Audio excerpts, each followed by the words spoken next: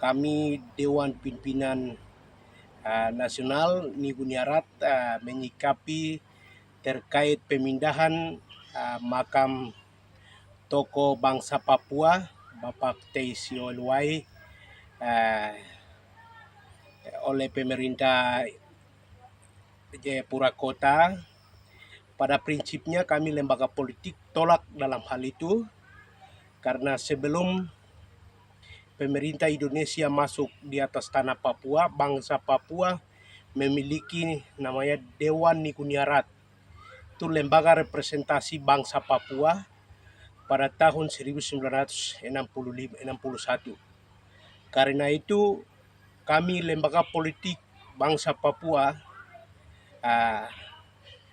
kami menolak dengan tegas keinginan pemerintah Indonesia, pada khususnya pemerintah Kota Jayapura, untuk pemindahan makam Bapak almarhum Teis. Karena beliau meninggal bukan karena sakit atau kecelakaan, tetapi itu dibunuh.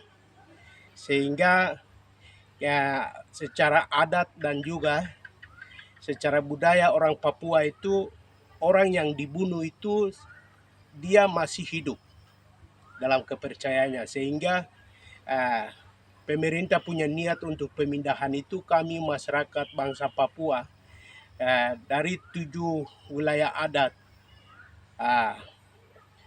kami menolak tegas keinginan itu, karena beliau punya tempat, dia sebagai kepala suku besar tokoh bangsa Papua, beliau ada dimakamkan di tempat itu adalah tempatnya Bapak Teisio Luai, dan tempat kepala suku besar tidak bisa dipindahkan, dan semua suku bangsa dari mana yang datang harus menghargai orang yang pemilik wilayah tanah adat, termasuk makam Bapak tokoh bangsa Papua Bapak Teis Luai.